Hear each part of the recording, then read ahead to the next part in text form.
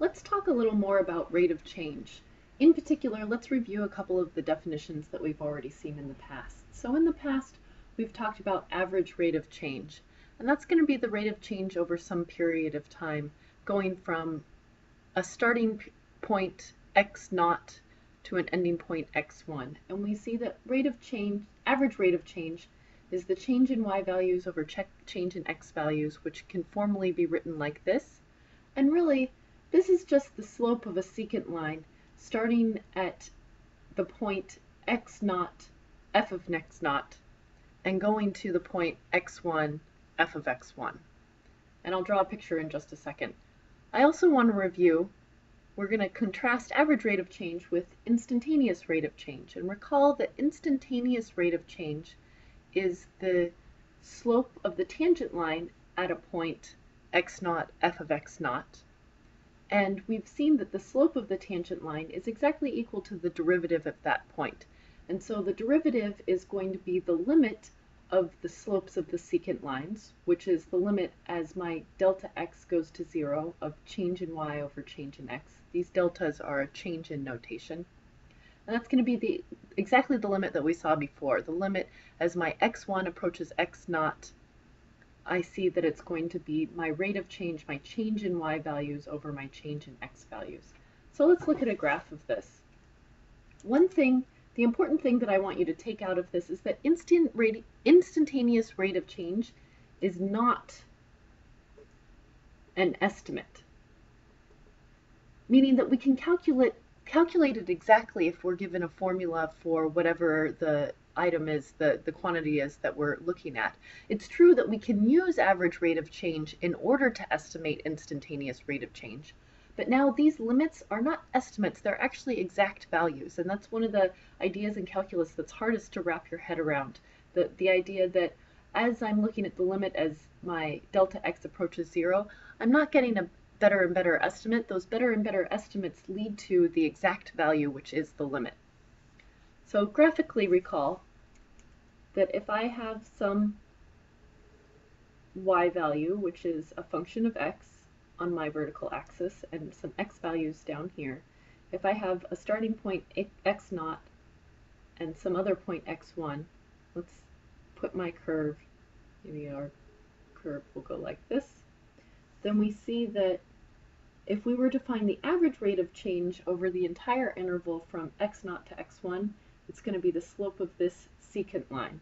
However, if I want to know what the exact instantaneous rate of change, that's going to be the slope of the tangent line, which is right at where x equals x naught and y equals f of x naught. I can label this point f of x1.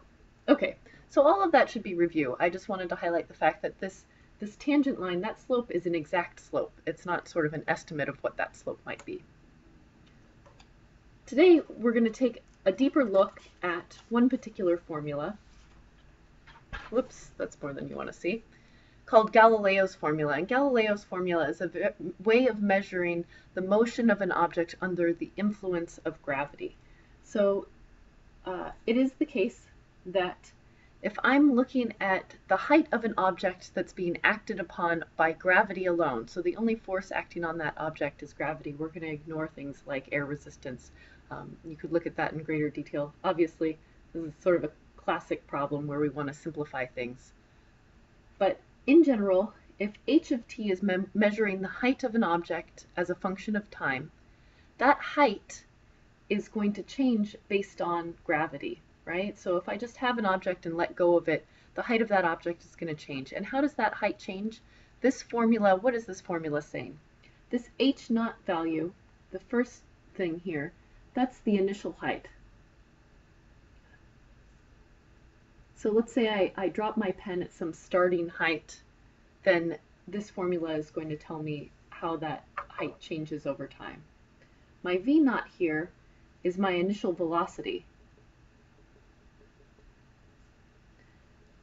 And one thing to keep in mind is that my initial velocity, that up is positive and down is negative.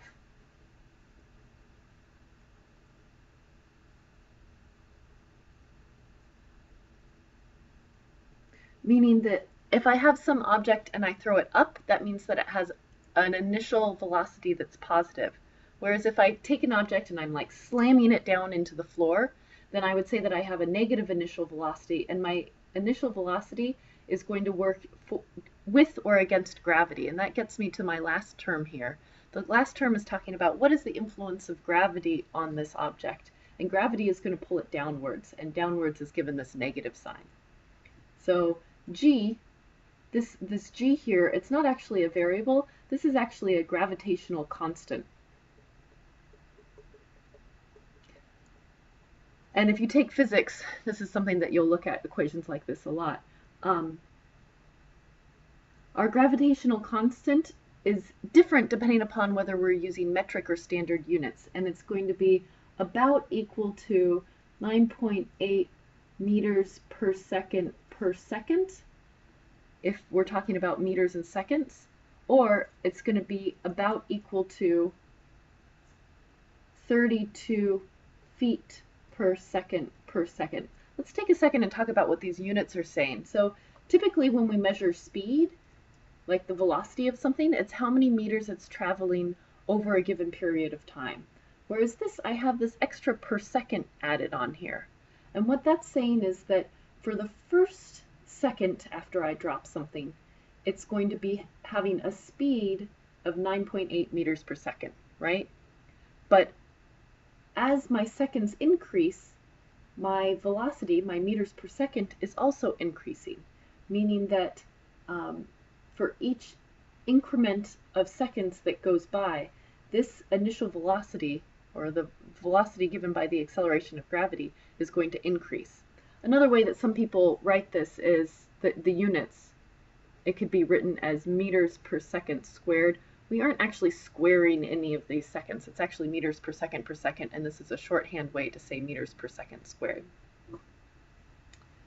So this is one of the equations in Galileo's formula. Galileo is attributed to finding this, although it's probably the case that it was found earlier than this. He just formalized it for the mathematical world.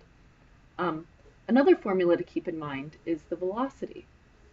Recall, if my height is given up here as a function of time, my velocity is going to be my change in height over change in time, change in distance over change in time, which is the derivative of my height function. And the derivative of the height function is going to be given by this. Let's look backwards and see why this formula makes sense. We actually have the ability to take this derivative ourselves. You just have to keep in mind that h naught, the initial velocity, is just some number. It's a constant like 4. And so taking the derivative of a constant goes to 0. If I look at this next term, the derivative of some constant times t, well, the derivative, that's just a linear equation, and so the derivative is just the constant that's out front, v naught. And finally, if I take the derivative of this, recall that g is also just a constant, so I can use power rule to say that the derivative of this final term is actually just 2 times 1/2, so it's going to be negative gt. So this is a bunch of theory. You're bored, I know. Let's look at an example. So let's say that a ball is thrown off the edge of a building, and the ball has an initial height of 80 feet, an initial upward velocity of 64 feet per second. And there are a couple of questions we want to answer. The first question is, what is the maximum height of this ball? And the second question that we want to answer is, when does the ball hit the ground?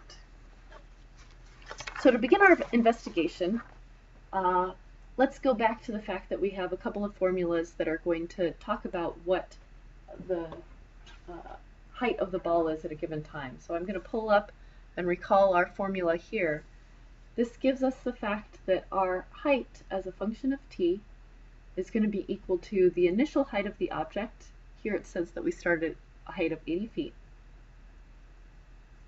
plus the initial upward velocity of the object, which in this case is 64 feet per second, times t. And then we're going to subtract off 1/2 g times t squared. G in this case, I can choose whether I do it in meters per second or feet per second. And because these units are in feet, I'm going to use the gravitational constant with feet, which is 32.2 feet per second times t squared. I guess in this I just called it 32. I can be more accurate and say that it's actually 32.2. That said, it can be accurate to a number of different decimal places that we aren't going to worry about.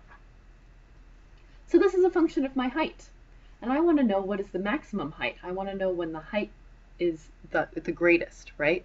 And this is some messy formula to tell me that. Before we get started with that, let's go ahead and draw a rough sketch of the graph of a function like this. So I'm going to contrast what's going on in the physical situation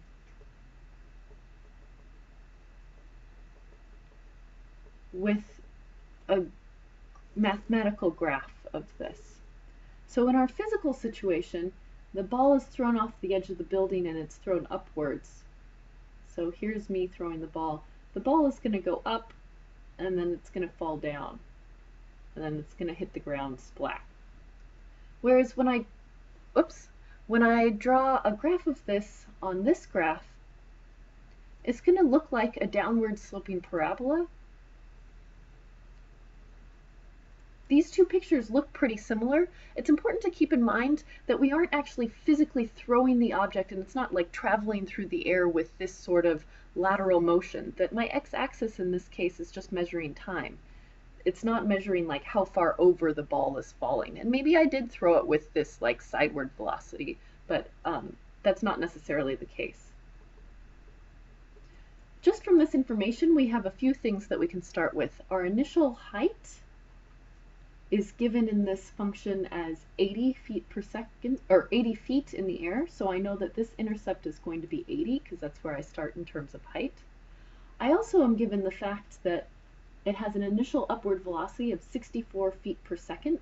That means that the slope at this point is an upward slope, and that slope is 64, a slope of 64 essentially, and I guess I'm sort of drawing that in on this graph. But as gravity acts on the object, it's going to slowly curve back downwards. And how does that work? Through these parts of the graph, we see that it has a positive velocity, an upward velocity. Whereas right at the height, the maximum height, this is the place where our velocity is equal to 0.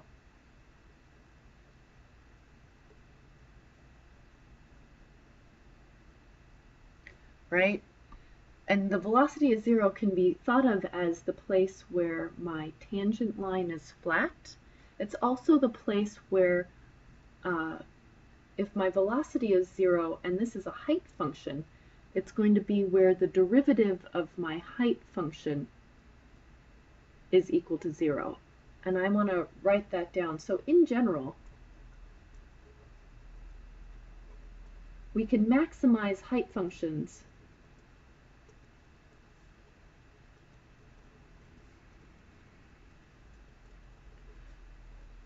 by setting the derivative equal to 0. And that's going to be true for any type of function. We'll see that we'll have maximum values or minimum values at any place where there's no rate of change. No rate of change means that I'm not going up, here I'm traveling up, here I'm traveling down, and as I shift between traveling up and traveling down, it must mean that I wasn't traveling up or down, or my height must have been maximized or minimized, and we'll see that in later examples. So this is a little bit of information. So let's look at what this means in terms of my questions A and B. I want to know, what is the maximum height? That's going to be when my derivative is equal to 0, and so I'm going to have to take the derivative of this function. So to answer question A, I'll cover up some of the previous work that we looked at. So for question A, I'm going to calculate the derivative of this function, and that's a straightforward polynomial. We see that the derivative of my constant 80 is 0. The derivative of 64t is the slope of a linear function. It's going to be just 64. Then the derivative of this function, this is just a constant out front, it's 16.1, and then I'm going to multiply it by taking the derivative of this polynomial rule, I'm moving this 2 down in front, and it ends up being minus 32.2 times t. And this aligns with what we saw previously with our Galileo's formula. Our velocity should exactly be the initial velocity minus g times t, which is we got the initial velocity minus g times t. And we want to know, when is this equal to 0? So I set this equal to 0.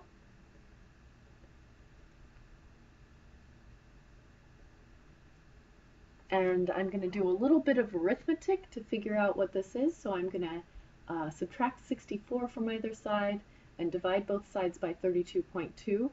And I end up with t being equal to, so if I add this to this side and take 64 divided by 32.2 in my calculator, this will give me an approximate time. Whoops. My approximate time is going to be 64 divided by 32.2, enter. And that gives me a time about equal to 1.99. I'm going to round up and just keep it at 2 significant digits. So that's what time I hit the maximum height, but that doesn't tell me what the maximum height actually is, right?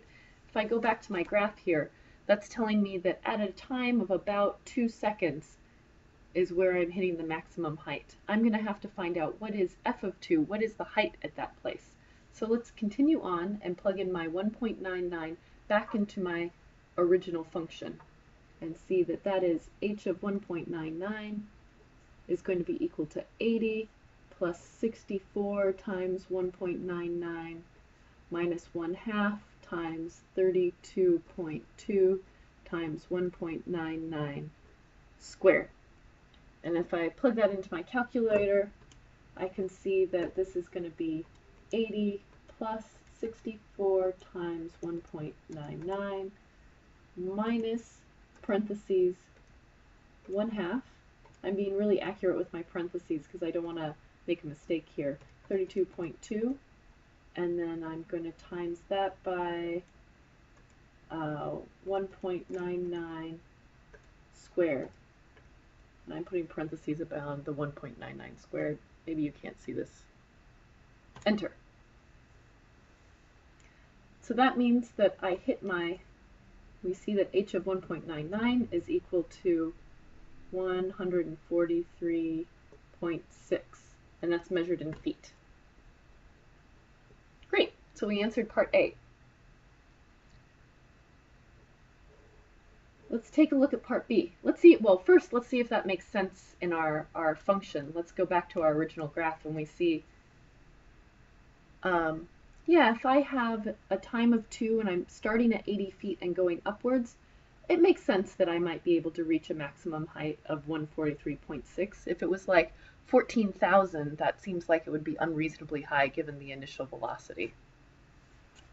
So next, let's answer part B. When does the ball hit the ground? Well, what does that mean in terms of this equation? The ball hitting the ground is going to be out here where the height of the ball is equal to 0, right? And so I have an equation for the height of the ball, and I'm just going to have to set that equal to 0 to find out when the height of the ball is equal to 0. And this is going to be a review of some pre-calculus work. And if it's something that you don't want to do, you can move on to the next video once we get to quadratic formula, but we're gonna work on it anyway. So I'm gonna set my initial height equal to 0, and we're gonna have to solve for t. Minus 1/2 times 32.2. Of course I could put 16.1 if I wanted to. So we want to know, when is this function equal to 0? And unfortunately, it's not a function that factors. I'll go ahead and write this out. 64t minus 16.1t squared. We're going to want to find the root of this quadratic equation. And in order to do that, we're going to use quadratic formula. So recall that for quadratic formula, it's going to be negative b plus or minus the square root of b squared minus 4ac all over 2a. And what does that mean in this equation? Recall, this is written in sort of a funny order, that the constant term is my c term. So in this case, c equals 80, b equals 64, and a is the term in front of the t squared, so a in this case is negative 16.1. Let's plug this into this formula. We see that we get negative 64 plus or minus the square root of 64 squared minus 4 times negative 16.1, which is a, times c, which is 80, all divided by 2 times negative 16.1. Let's plug some of these pieces into our calculator. I'm going to simplify what's going on under the radical. We have a negative 64 out front, and we're going to look at the square root of, what's 64 squared? I certainly don't have that memorized. That's 4,096. It's a power of 2. And then what is, let's see, I'll say the negative sign and the negative sign are going to make this positive. And so then I'm just looking at 4 times 16.1 times 80. And I get 5,152. All of that is divided by 2 times 16.1. That becomes negative 32.2. Let's simplify this, what's going on under the radical. We have our 5,000 number plus 4,096.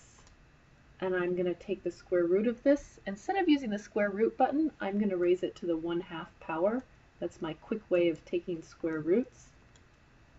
So it's about 96.17. So this is about equal to negative 64 plus or minus 96.17 divided by negative 32.2. We're almost done. Bear with me. So that's about equal to, let's add the 64. So that's the same thing as subtracting 64, adding the negative 64, and then dividing by 32.2. That's going to give us about 1. Or let's start with our negative 64, whoops, clear, negative 64 minus 96.17 divided by, oops, this should be a negative 1, divided by negative 32.2, about 4.97. So obviously, looking back at our graph, we see that the negative value would have been back here in negative time, which doesn't make sense for our situation. So we're going to ignore the negative value given our real world situation that we're looking at. So in this case, we found that our time is going to be equal to 4.97. So that's going to be the time that the ball hits the ground.